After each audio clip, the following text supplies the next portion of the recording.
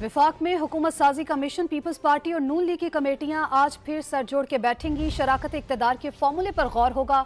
दोनों जमातों की राबता कमेटियों के दरमियान मुज़ाकरात के 5 दौर हो चुके हैं, लेकिन कोई नतीजा अब तक नहीं निकला। ज़राए के मुताबिक दोनों जमातों की कमेटियों ने अपनी अपनी क़यादत को रिपोर्ट पेश कर दी है और फरीकैन पुरुमीद हैं कि फाइनल राउंड में हुकूमत साजी के मामला तय पा जाएंगे। मजीद बताएंगे उस्मान खान। उस्मान, क्या डिटेल्स हैं? जी देखिए, कल रात 10 बजे जो है ये बातचीत का सिलसिला टूटा था और छठा दौर होना था, लेकिन अब वो वक्त अभी तक नहीं आया और मुस्लिम लीग नून की जो कमेटी थी वो पीपल्स पार्टी की कमेटी का इंतज़ार करती रहे। ये मुलाकात मुमकिन नहीं हो सकी, लेकिन चूँकि अब ये मामला जो है बहुत करीब आ रहा है और हुकूमत साजी का मरला जो है उसको अगले मरले में लेकर जाना है, तो ज़राए ने यह दावा किया है कि अब दोनों पार्टियों के जो खदशात थे और उनके तहफ़्फ़ुज़ात थे उनको दूर करने के लिए कुछ अहम शख्सियात जो हैं वो दरमियान में आई हैं। और ज़राए का ये कहना है कि उनको अब बिठा कर जो है मामलात को हतमी शक्ल दी जा रही है। और ज़राए का ये भी कहना है कि चूँकि मामलात जो है वो पीपल्स पार्टी की हठधर्मी की वजह से रुके थे और उसकी बड़ी वाज़ेह वजह यह है कि पीपल्स पार्टी ये चाहती है कि वो अपनी मर्जी की जो चीज़ें ले ले, आईनी ओहदे भी ले ले। उस्मान, आप हमें अपडेट कर रहे थे, आपका बहुत शुक्रिया। मरकज और सूबों में हुकूमत साजी के मामले पर एमक्यूएम भी सरगर्म। कराची वापसी के बजाय मुत्तहिदा वफ्द ने शहर इक़्तिदार में क़याम बढ़ा दिया। एमक्यूएम का वफ्द आइंदा 24 घंटे में नून लीगी कमेटी से एक और मुलाकात करेगा। मुज़ाकरात के हतमी राउंड में एमक्यूएम अपनी शराइत नून लीग के सामने रखेगी। मुतालबात में सिंध की गवर्नरशिप, बल्दियाती इख्तियारात से मुताल्लिक़ आईनी तरमीम में ताउन शामिल है। एमक्यूएम सिंध खुसूसन कराची समेत शहरी इलाकों के तरक्याती कामों की तजावीज़ देगी।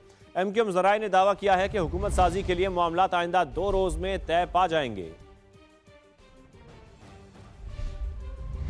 हुकूमत साजी का अमल मुकम्मल करने में काफ़ी दिन बाकी हैं। आइन के तहत कौमी असम्बली का इजलास 29 फरवरी तक बुलाया जा सकता है।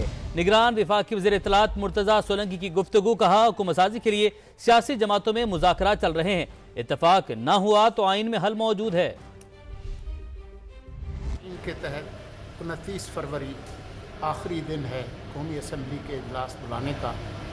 उसमें 9-10 दिन पड़े हुए हैं, तो मेरे ख्याल में कोई तातुल नहीं है, कोई डेडलॉक नहीं है।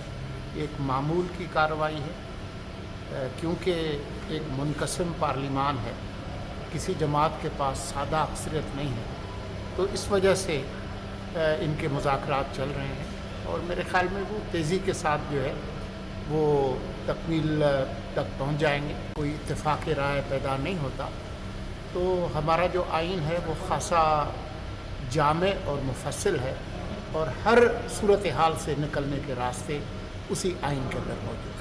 3 सियासी जमातों ने मिलकर फैसला ना किया तो फिर GHQ फैसला करेगा। सेनेटर मुशाहिद हुसैन सैयद का सेनेट में धुआंधार खिताब। बोले नवाज शरीफ दिल बड़ा करें, पीपल्स पार्टी को वजारत उज़्मा और खुद सरबराह ममलकत बने, तहरीक इंसाफ को भी सिस्टम में शामिल करें। उन्होंने सियासी कैदियों के लिए आम माफी का मुतालबा किया है।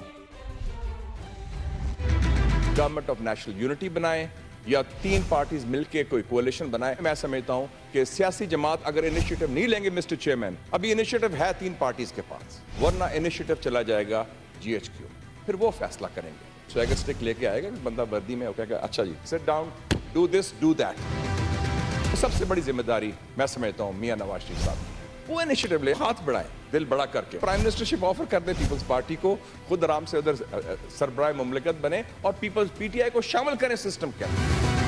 हमने TTP से तो बात कर ली जाके काबुल में, दहशतगर्द जिन्होंने हमने बंदे मारे थे, BLA को हम कहते हैं जनरल एमनेस्टी दे दो। तो हमारे जो सियासी लोग हैं, सियासी कारकुन है, सियासी कायदीन है, उनको जनरल एमनेस्टी देनी चाहिए। जितने सियासी कैदी हैं बशमूल इमरान खान, उनको रिहा किया जाए।